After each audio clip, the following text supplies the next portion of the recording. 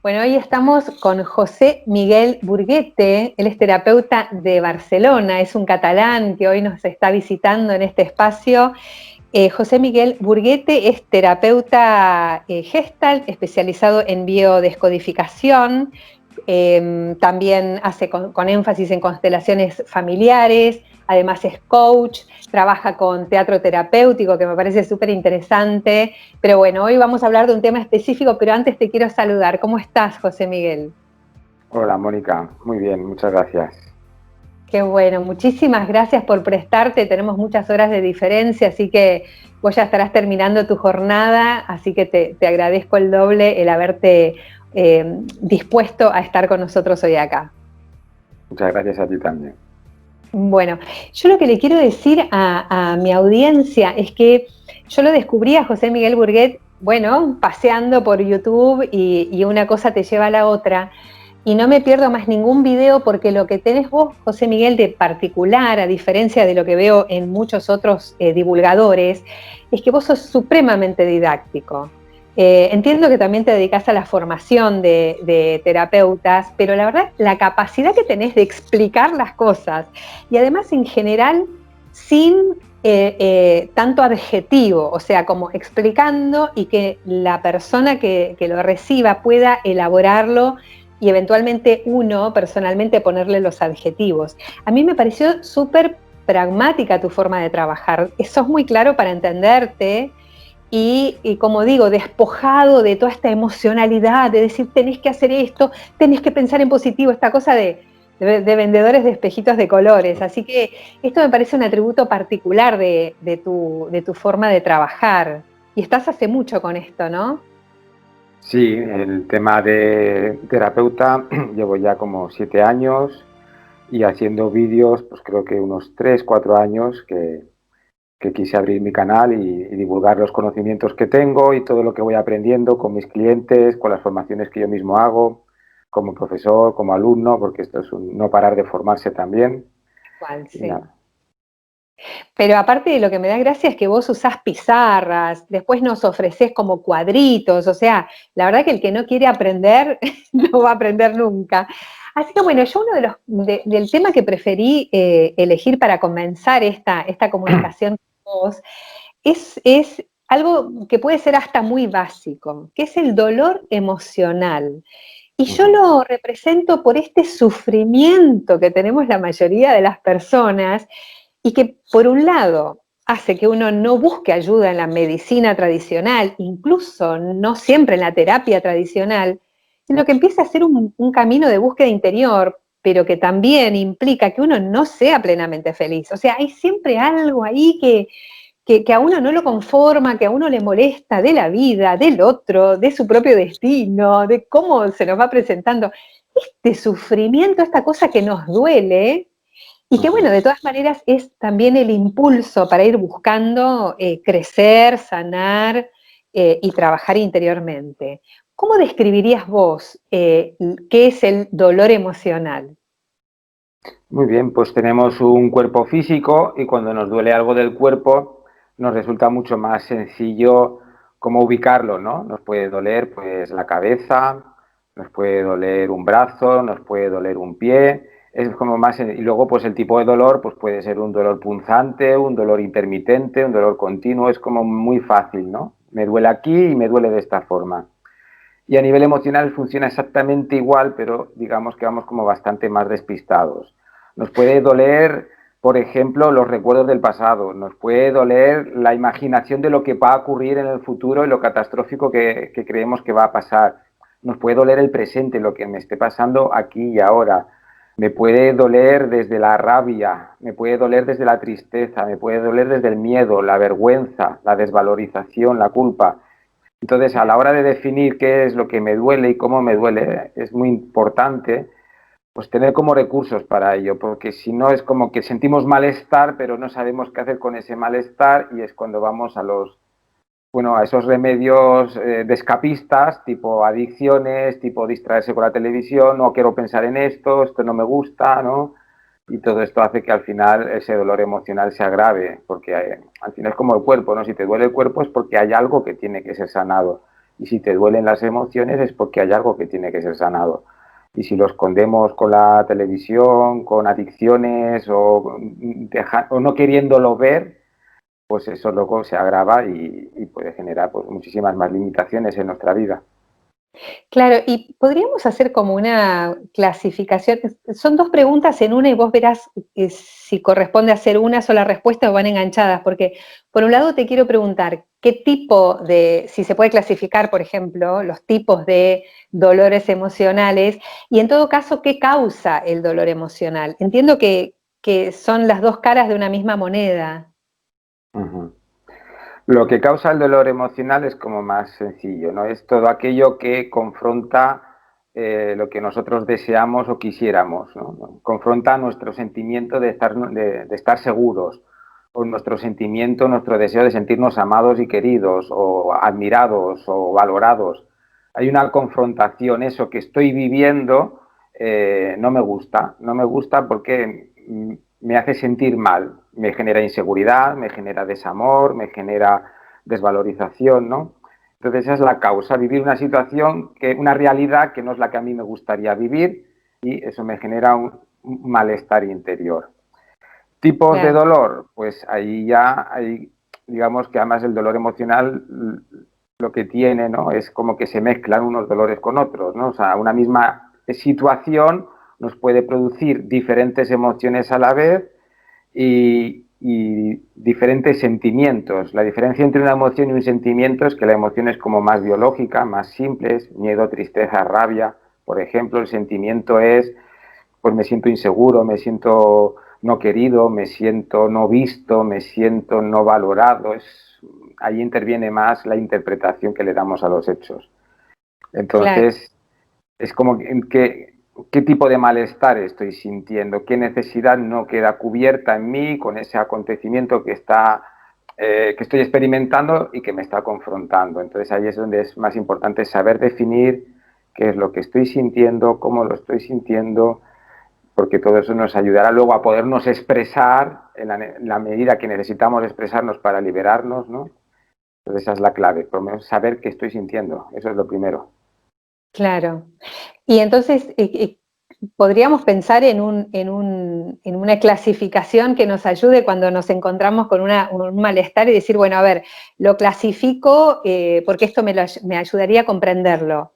Sí. ¿Cuál sería esta clasificación, este ABC, como para decir, bueno, esto, lo que me está pasando, lo que estoy sintiendo, se clasifica acá y esto me permite luego tener ciertas formas de acción?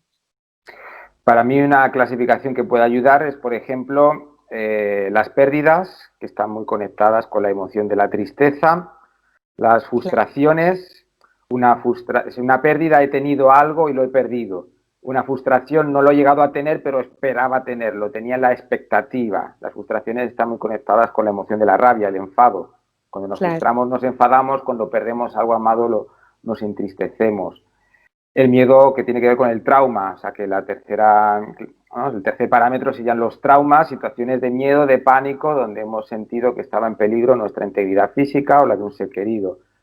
Y luego también destaco la culpa. La culpa es como un enfado, pero hacia uno mismo. En la frustración me enfado con lo que me frustra, en la culpa me enfado conmigo por una decisión que he tomado. Y ahí podríamos añadir la vergüenza y la desvalorización. La vergüenza es un sentimiento de no apropiado. No soy apropiado para esto, ¿no? Puedo avergonzarme de una parte de mi cuerpo si tengo un complejo por sentirla no apropiada por los cánones de belleza actual, por ejemplo. claro. Entonces sería la vergüenza. Me avergüenzo de mi voz, no me gusta mi voz, me avergüenzo de mi aspecto físico, me avergüenzo de mi acento, me avergüenzo de no tener un título universitario, ¿no? Eso sería vergüenza. Y ya por último la desvalorización, que sería sentimiento de me soy incapaz, no estoy a la altura, baja la autoestima, ¿no? Sentirme limitado en mis capacidades, ¿no? Entonces tenemos pérdidas, frustración, trauma, y luego tenemos la culpa, la vergüenza y la desvalorización. Con estas 6 patas ya podemos muy bien ir encajando qué es eso que estoy sintiendo. Claro, y ahí, a partir de ahí, hay como formas sanas e insanas de resolverlo.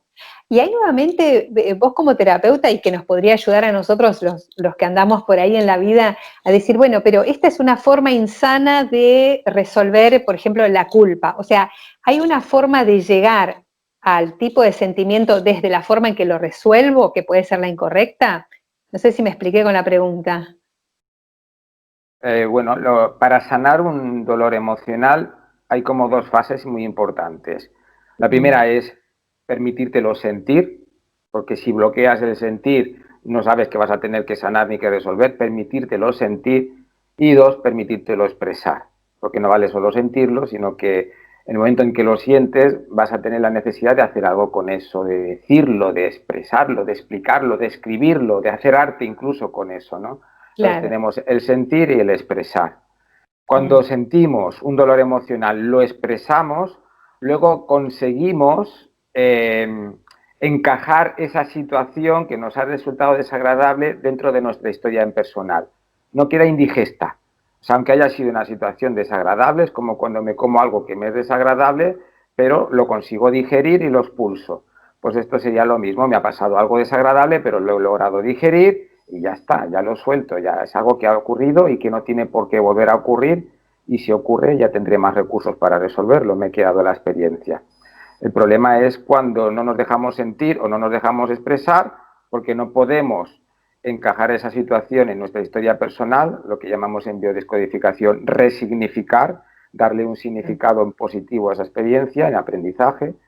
Entonces se nos queda ahí clavado en el corazón, ¿no? Se nos queda una pérdida que no podemos terminar el duelo, se nos queda una frustración que no nos deja volver a creer en que nos pueden ir bien las cosas, o un trauma y nos genera fobias, miedos, o una culpa, donde hay culpa hay castigo. O sea, si yo me culpo de algo, voy a boicotearme consciente o inconscientemente para no triunfar, para que no me vaya bien la vida, porque sentiré eso de no merezco.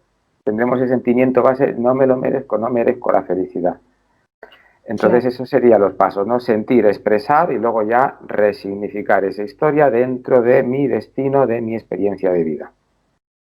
Y ante estas posibilidades de que uno ya consiga, por decir, buscar ayuda, cuando uno ya sintió y lo reconoció, ¿cuáles serían las diferentes opciones? ¿A dónde va mi pregunta? Porque vos trabajás con diferentes recursos, desde el coaching a las constelaciones, a la biodescodificación.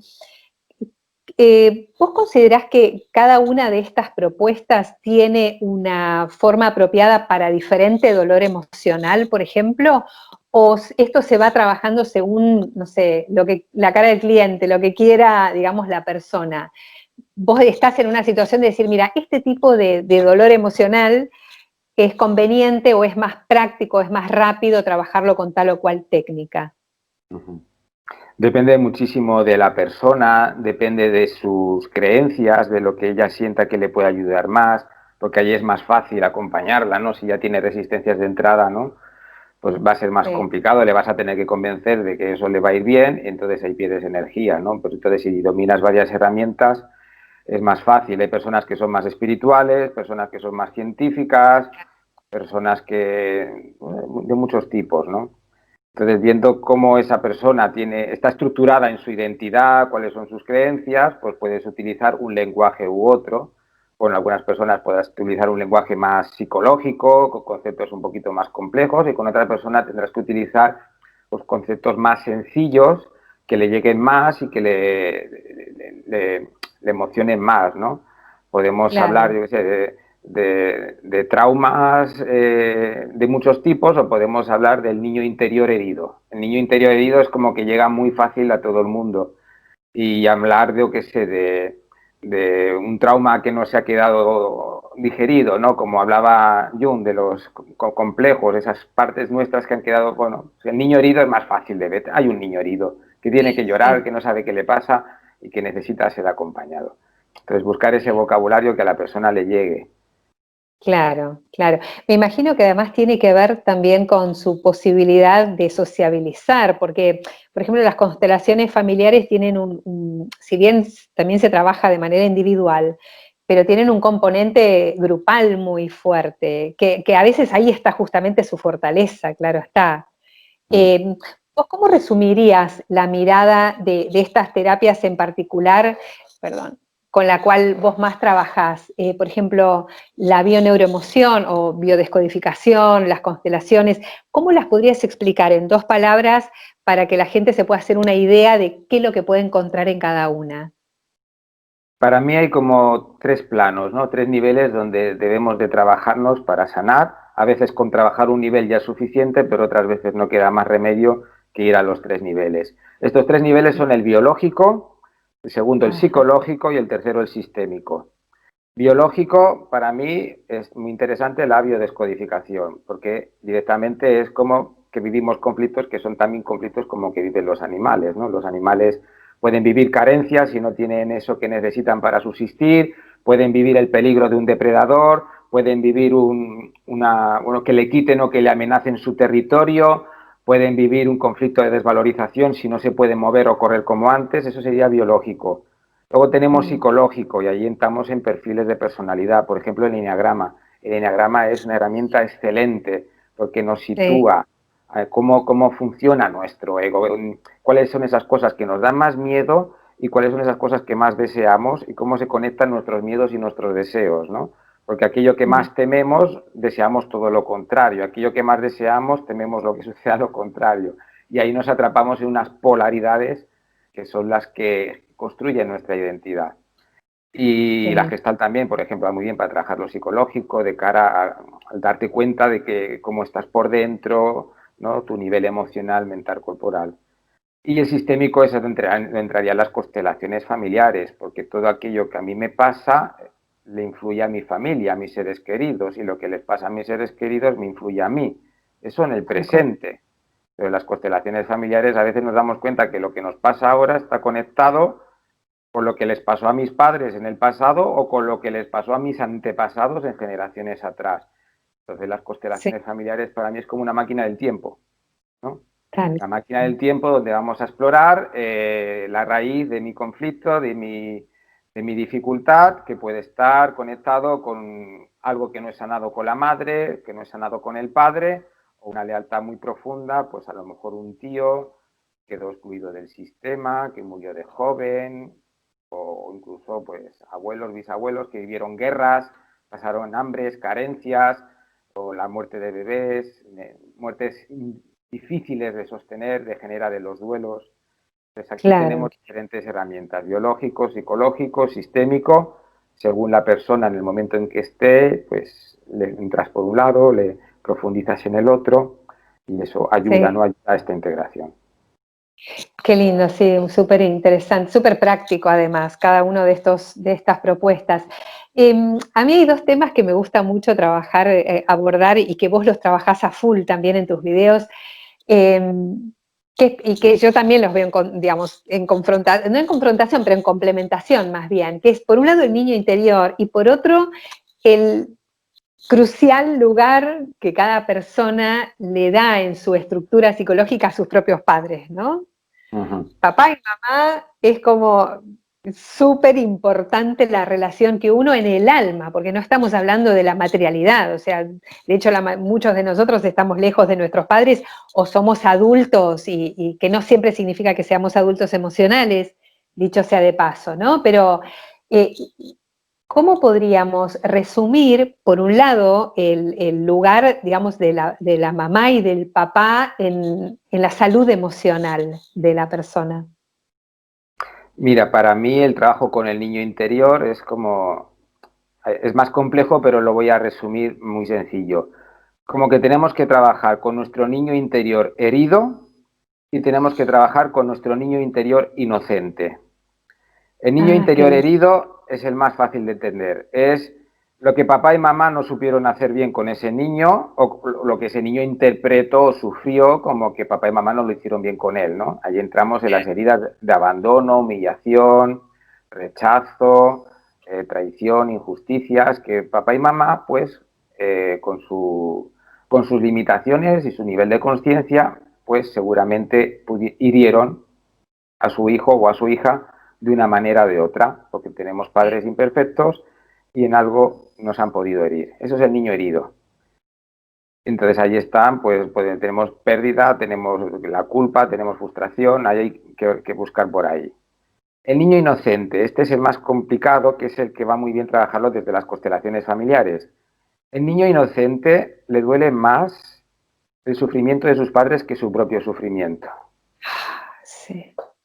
O sea, el niño lo que más le puede herir, por supuesto también le va a herir lo que le afecta a él directamente, pero un niño que ve sufrir a sus padres, que ve a su madre que se encierra en la habitación y se hincha a llorar porque papá no la está tratando bien, o ve a su padre preocupado, desesperado porque no tiene trabajo y no va a tener comida para alimentarlos. El sufrimiento de ver sufrir a tus propios padres o cuidadores, esos adultos que te están cuidando y los ves sufrir y los ves desbordados, y ese niño que es tan pequeñito y que es puro amor necesita hacer algo con eso y no sabe qué porque es muy pequeño. Y ese hacer algo puede ser, pues, incluso desde ir a mamá, animarla y decirle, mamá, tranquila, ¿no? Y se convierte esa niña pequeña en la mamá de su mamá. O puede ser, si mamá y papá se están peleando todo el día, pues yo me enfermo porque cuando me enfermo papá y mamá ya no se pelean. O incluso si ahora resulta que hay muy poco dinero para comida y somos muchos hermanos, pues a lo mejor uno de ellos es como que decide dejar la vida para que papá y mamá no tengan tantos hijos a los que alimentar, ¿no? Es ese niño inocente que está dispuesto a sacrificar lo que sea si siente o cree que eso puede aliviar el sufrimiento de sus padres. Y lo va a hacer desde un lugar muy inconsciente, porque no es que lo predemite con la mente, no tiene una mente madura, pero le va a surgir enfermarse sin saber por qué, le va a surgir ser un niño tirano y empezar a romper cosas para reclamar la atención y que papá y mamá así no se discutan entre ellos. Les va a surgir lo que sea que él pueda hacer que suavice ese sufrimiento que están sintiendo sus padres. Ese es el niño inocente. Entonces, en un proceso terapéutico, a veces hay que escuchar más al niño herido. Pues, mi mamá no me quiso, mi papá me pegaba, hay que escucharlo, sostener todo eso y buscar, pues bueno, pues expresarlo y poder resignificar esta experiencia dentro de la propia historia personal. Y a veces hay que atender al niño inocente y casi siempre detrás del niño herido está el niño inocente. O sea, el niño Claro. herido muchas veces es como una cortina de humo que no nos deja ver lo que realmente nos duele. Y lo que nos duele es la impotencia que sufrimos de niños viendo el sufrimiento de nuestros propios padres o cuidadores. Porque somos seres de amor. Entonces lo que más nos duele es el sufrimiento de la gente que queremos. Qué bárbaro, qué bárbaro. Y esto va directamente relacionado con la forma en que ese niño, esa niña, o sea, que somos cada uno de nosotros todavía, fue estructurando también su relación con su papá y su mamá, Exacto. ¿no? O sea, que hay que trabajar la relación con la madre y con el padre desde el niño herido, siempre.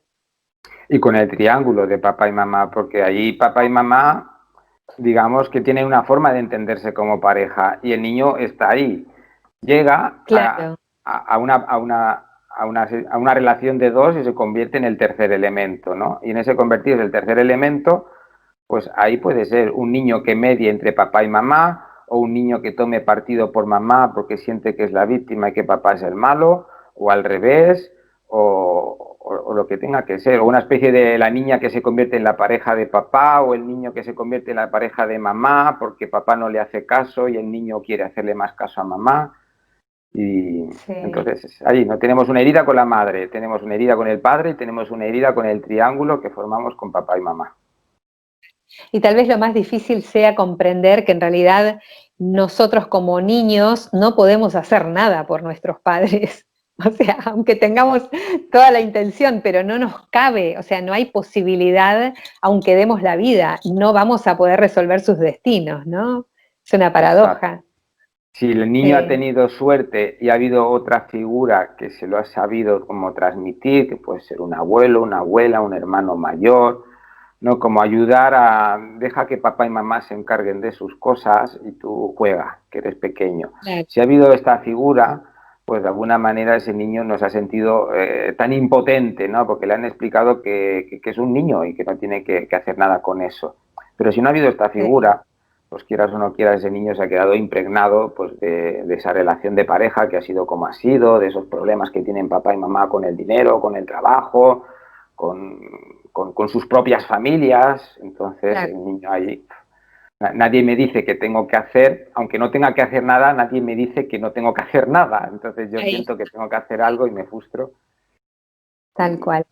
José Miguel, para ir imaginando un ABC práctico, o sea, una persona que no tiene todavía o costumbre o está como empezando en este camino interior, por un lado, ¿qué sugerís vos que pueda hacer? Y por otro lado, ¿qué condiciones internas se tienen que cumplir? Porque a veces, viste, vos escuchás a gente que dice, ay, yo voy a hacer tal meditación, voy a hacer tal retiro, voy a hacer tal taller de no sé qué, pero hay condiciones interiores que se tienen que establecer para que la persona misma pueda trabajar consigo misma, ¿no? ¿Qué requiere una persona para ser un consultante tuyo, por ejemplo? Tuyo de cualquiera, digo. Las condiciones interiores de la persona para comenzar a hacer un camino. Las personas que quieren comenzar a hacer un camino es porque hay un sufrimiento que les está motivando a eso. Quien está muy feliz y contento difícilmente quiera explorar mucho más y va a seguir feliz y contento, ¿no? Entonces hay un malestar, hay un sufrimiento, hay algo que te hace sentir que podrías estar más feliz de lo que estás en estos momentos. Y ese algo puede que tenga que ver con un ámbito como puede ser la relación de pareja o el trabajo o la relación con la propia familia y los hermanos o un problema de salud o miedos para hacer negocios y no atreverse a emprender. Bueno, pues ese es el ámbito, vale, vamos a verlo. Entonces es como tirar del ovillo, ¿no? Vamos tirando del ovillo, ¿no? ¿Qué te está haciendo sufrir en tu vida en estos momentos? Pues me está haciendo sufrir el tema de la pareja, el tal, tal. ¿Cómo ha Claro. sido esto a lo largo de tu vida? Pues mira, ha sido así, y los problemas que he tenido con las parejas son estas, los problemas que he tenido con la salud han sido estos, vale. Vamos a ver tu familia, ¿no? Entonces ahí primero empezar con la propia historia, primero empezar con el presente, porque en nuestra vida están las señales de todo eso que tenemos que sanar en todas esas situaciones en las que no sentimos que algo no fluye. Luego nos vamos a ver cómo ha sido nuestra trayectoria personal en eso. Luego nos vamos a ver, ya entramos con la infancia, con los padres y luego ya podemos ir hacia el árbol familiar. Y para mí Claro. es como un viaje en el tiempo que vas desde el presente hacia el pasado y vas viendo, ¿no? Cómo ha sido esto en mi vida, cómo fue en mi infancia, cómo fue respecto a mis padres, cómo pudo ser en abuelos o bisabuelos. Es una manera de no perderte mucho, ¿no? De Sí. no. Sí, y yo también me quedo pensando en la gente que solemos poner, todos tenemos alguna forma de hacerlo, poner como empezar a justificar, bueno, pero yo sufrí, pero me hicieron, yo soy víctima del famoso victimismo. Entiendo que es una de las mayores dificultades, sobre todo internas, porque el terapeuta mucho no puede hacer con una persona que no logra salir de ese lugar, o estoy equivocada. Digamos que una persona, pues yo para mí como dos tipos, ¿no? Está la persona que está harta y la persona que está harta de estar harta. La que está harta con quejarse y que le escuchen y le consuelen, ya está, no va a querer entrar más, porque solamente está harta. Entonces, Sí. simplemente con que haya alguien que le escucha, que le comprende, que le da un espacio para que pueda expresar lo que le va surgiendo, con eso ya tiene suficiente, no quiere ir más allá. Porque si Claro. tuviera que ir más allá, habría que escarbar en la propia responsabilidad, habría que escarbar en las propias heridas. Entonces, hay mucha gente que ahí ya se conforma, ¿no? Va el terapeuta, el psicólogo que sea, a contar su situación, a ser escuchado, a que le den alguna idea, pero no mucho más, ¿no? Entonces, papá y mamá se entra, pero sin entrar muy profundamente, entonces es ahí. Luego hay otro tipo de personas que están hartas de estar hartas, entonces van a por todas y esas, bueno, pues no se van a conformar con consolarse un rato, con contarse sus cosas, esos van a querer ver, oye, a mí esto, ¿por qué me tiene que estar pasando constantemente? ¿Por qué he tenido el mismo conflicto de pareja con 4 o 5 parejas diferentes? Es que Sí, aquí hay sí. algo que no cuadra, ¿no? Esa persona es la que va a querer conocerse muy bien a sí misma y la que va a estar muy dispuesta a eso. Y entonces eso va a facilitar el poder sortear las resistencias, porque todos tenemos resistencias. ¿no? Tenemos un dolor emocional, pero para sanarlo tenemos que escarbar en ese dolor emocional, entonces no resistimos, ¿no? Es como, yo qué sé, tengo una herida y encima tengo que hurgar más en ella. Pues no, pues dame una aspirina o dame una medicina rápida que ya está. Y Sí. lamentablemente en terapia no funciona así. Lamentablemente en terapia, si solamente quieres un paliativo, por llamarlo de alguna forma, pues sí, hablar, ser escuchado y ya está. Pero si quieres sanar de raíz, pues hay que hurgar la herida. Hay que hurgar la herida, ¿no? Yo siempre pongo el ejemplo de cuando tienes una herida, si quieres desinfectarla, tienes que echar alcohol y el alcohol te va a escocer, pero la herida la desinfectarás. Si no, pues puedes vendarla sin alcohol y esperar a que se sane sola, que nos suele ocurrir, o que Claro. luego el día que te quites la venda, pues encuentras que está mucho más infectada, ¿no? Pues yo creo que funciona así a nivel de emocional y psicológico. Tal cual. Bueno, José Miguel, te quiero hacer una última pregunta que es inevitable que te la haga porque estamos en el país de la cuarentena más larga y entiendo que en España también están con rebrotes y con nuevos confinamientos y bueno, cuidándose muchísimo. Em, ¿Cómo ves vos este fenómeno de la cuarentena, el impacto emocional en las personas? ¿Qué interpretación general o en la psiquis de la gente vas encontrando vos? Yo lo que me encuentro son como dos perfiles muy extremos, ¿no? Está la persona que tiene muchísimo miedo y está la Claro, persona que no lo tiene, entonces siente como que le quitan derechos y libertades, ¿no? Entonces está quien está enfadado porque dice que eso del virus es mentira y que le obligan a ir con mascarilla y que esto es pues quitar la libertad a las personas, y tenemos el otro perfil que no, que cuanto más medidas y más restricciones mejor, porque así estamos todos más seguros, que no se muera nadie o que no se muera uno mismo, ¿no? Entonces, digamos que esta es una situación, ¿no? Yo creo que es parecido como a las relaciones de pareja, ¿no? Que nos va a sacar lo mejor y lo peor que llevamos dentro, ¿no? sí, Si lo peor que va a ser, lo peor va a ser volverte radical en cualquiera de los dos bandos, o volverte muy fóbico y vivir exagerando las precauciones, o enfadarte con todo el mundo porque consideras que es mentira y, y bueno, pues vas a ir por la vida con una mascarilla obligado, lo que te va a hacer pues un dolor emocional de sentir que te están quitando tu libertad. Si uno se mantiene en el punto medio, ¿no? Dice, bueno, yo, independientemente de mis creencias, pues hay gente que cree en eso o gente que no cree en eso, yo voy a ser prudente con todo el mundo y con todo, ¿no? Pues no, no, no enfadarme con lo que no puedo resolver. Yo creo que esa es la clave, no frustrarme con lo que no está en mis manos cambiar.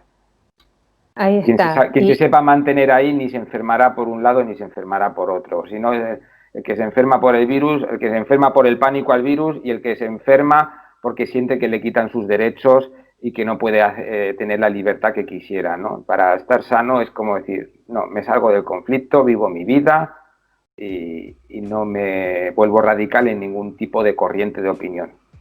Y más en esta situación que necesitamos toda la energía para reinventarnos y readaptarnos a esta realidad. O sea, es como que no tenemos mucho tiempo para perder entre una postura fanática o la otra, ¿no? Es un tiempo de mucha transformación en todos los planos, ¿no? Exacto, es reinventarnos, ¿no? Tienen que reinventarse los negocios con todas las nuevas tecnologías, pues ahora hay muchos negocios que se tienen que reinventar, van a surgir oportunidades diferentes ante esta situación de cosas que a lo mejor antes no eran tanto negocio y ahora sí que lo van a ser, entonces hay que Claro. ver las oportunidades que genera esto y no quedarse con el lamento o ¿no? Porque si no, es que es inevitable, ¿no? Entonces aquí el que no se reinvente pues lo va a pasar peor. Tal Y hay cual. que, incluso pueden ser oportunidades, ¿no? A veces un daño en algo genera una oportunidad de avanzar y de evolucionar en otro sentido. Absolutamente. Yo me imagino que vos estás trabajando también online, o sea, darás sesiones, asistencias, terapias por internet. Digo porque seguramente algún argentino, alguna argentina estaría interesado en pedirte una consulta. Entiendo que las ofreces, seguramente, ¿no? Sí, ofrezco sesiones de terapia online por diferentes maneras de hacer videoconferencia y constelación familiar individual también a través de las plataformas online. Fantástico. Bueno, José Miguel, la verdad, nuevamente fuiste súper claro, es sencillo y súper didáctico, así que te agradezco un montón. Ojalá que nos volvamos a encontrar. Aprecio mucho tu interés y tu tiempo para prestarte a este espacio tan lejos y tan, bueno, haciendo ahí nuestro esfuerzo desde acá por divulgar este tipo de, no solo de temas, sino de servicios para la gente. Así que mil gracias. Muchísimas gracias a ti, ha sido un placer. Un abrazo.